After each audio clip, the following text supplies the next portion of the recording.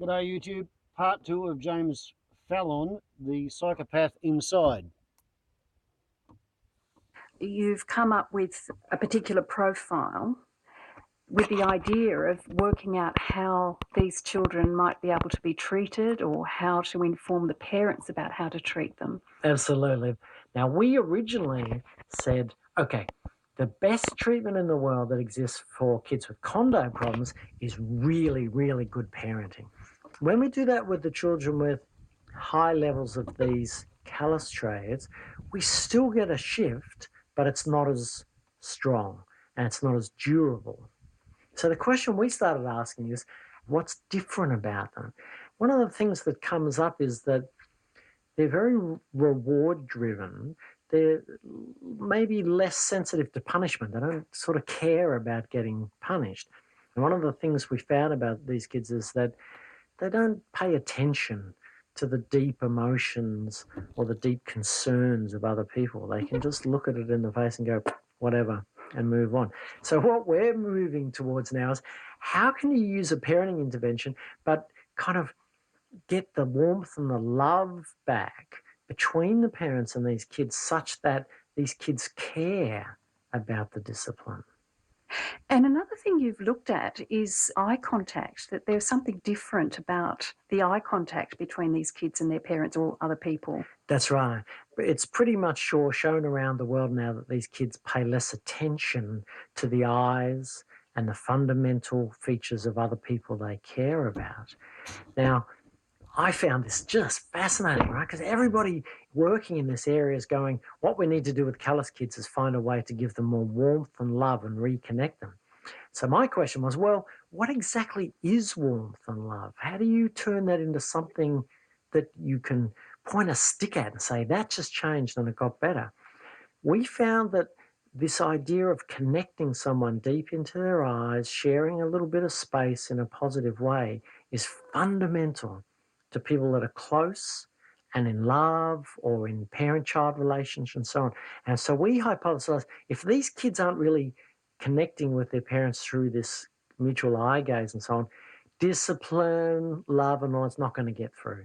So what we're doing is playing with these little radical techniques where as well as trying to correct these kids' misbehavior, we get the parents to do this eye gaze engagement daily. So it's not a big deal. It's just like little 30-second things here and there where they get into the same zone as each other and kind of tune in and so on. Do it 10, 20 times a day in small doses, and it's not long or intense enough to go wrong. And what sort of results are you getting so far? We're up to the point where we've treated a handful of families at this point, intense videotaping of everything that moves and parents reporting. So we're getting a lot of information. So far, we're getting very good feedback, and we're seeing relationships being rebuilt that are making me feel very positive. And after 20 years of working in this field, I'm seeing changes that are much more about deep love processes than just, kind of time out and praise and all of those things we do with these kids. So is the idea that with this eye contact, it's such a basic form of communication, that this may eventually actually change the neural pathways? Yeah, that's right. The first thing a child is interested in is the eyes of the caregiver. As soon as the caregiver locks into that beautiful dance starts where the mum or the dad will gaze into the eyes of the child, use all sorts of lovely motherese type sing-song talking, and parents naturally make a kind of a surprised face where they bulge their eyes and smile and so on. And this turn-taking is really fundamental to setting up and activating neural systems in the child associated with being alert, recognizing fear stimuli, recognizing the importance of emotions and things like that. Now, if those things are missing, I think that's probably likely there's cascading errors through the child's neural development, if you like, that are going to impair their ability to develop a moral conscience and empathy. So our hypothesis is that rather than just kind of giving fuzzy love and stuff. We go in there and we give this human connection through this reciprocated eye gaze is going to turn on these fundamental limbic systems, emotional processing systems in the brain. Is there any suggestion that in these families, perhaps that eye contact wasn't as great as it might have been in a family where the eye contact was more emphasised? Yes, that's a very good question. From our own data so far, we've watched a lot of families do this. Interestingly, we have not been able to find any deficits in the mothers of these children. They seem to express emotion and eye gaze equally. We have found that the deficit in eye gaze occurs in the fathers of these children as the same as in the children themselves. So whether there's something being passed on the male side of the family, I don't know.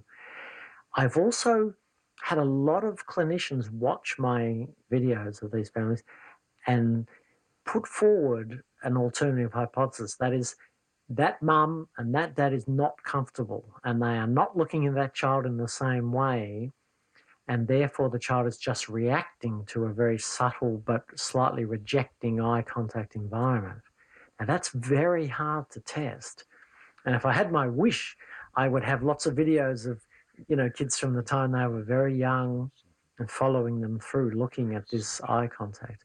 But at this point, we don't know how to tease it out. Is it coming from the parents? Is it likely they were, mum or dad was a bit depressed, or people on medications or drugs that took them down? Is that possible? I don't know the answer to that.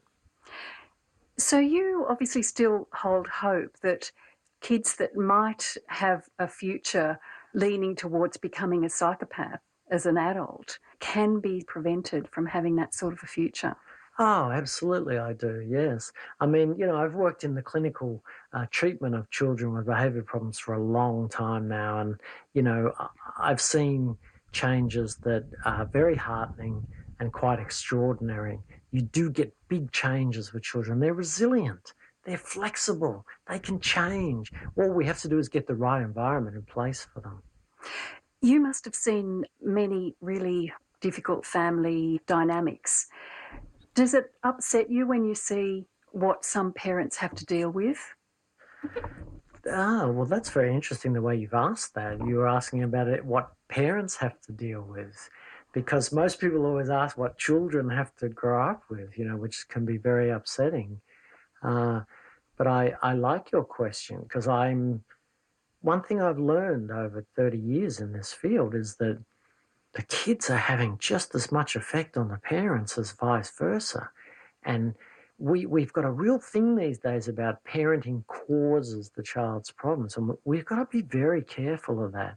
The data is that people influence each other to an equal regard. And I see plenty of parents where they come in with a child with massive behavioural and emotional problems, and you look at their parenting of that child and you go, oh my goodness, look what's happening. This is what's caused it. That's just that can be a causal fallacy, because the parents are just responding to a child's very hard to parent. And they may have 3 or 4 other children who they did absolutely really well with. So we've got to be very careful about what's the origins of this. And my way is to say, how can you empower people and give them the skills and that to get themselves out of it? And most families and most parents and all that want to make things better. The idea of these horrible parents we read about that are, abusive and like, they really are a very small minority. Most people want to do the right things by their kids and so on. So what is your main interest in future research in this area? What would you like to investigate next?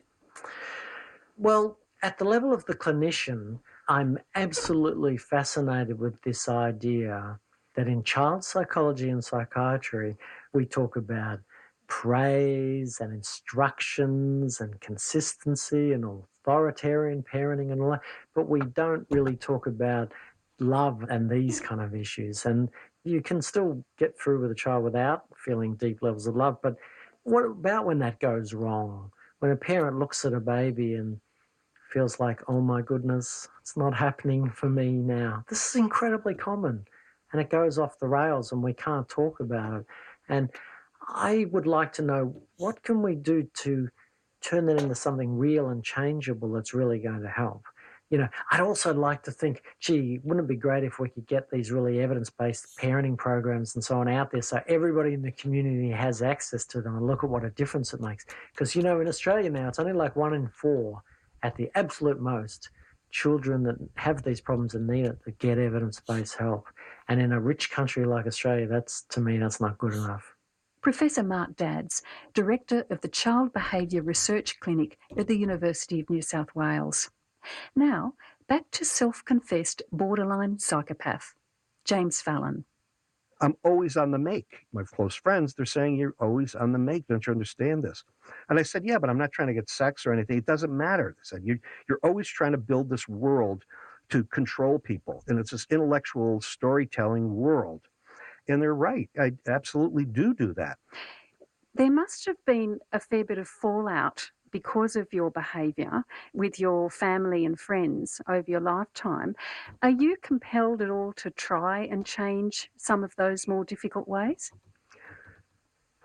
Yes, but I had to rely on a bit of, I guess, narcissism to do it, because I really believe that if you have an adolescent or adult psychopathy, there's almost nothing you can do about it, right? But I said, okay, I bet you I can do it, though. And see, this is where the negative trait of narcissism can help you out, because I said, I can beat it. Nobody else can. So what I did, Lynn, and it was starting about 2 years ago, I said, I'm going to start treating my wife, first of all, differently. And every time I'm about to do something, it could be very simple. Who I hand the glass of wine to first. Do I go out with her, or do I go out with my friends to some bar all night going crazy?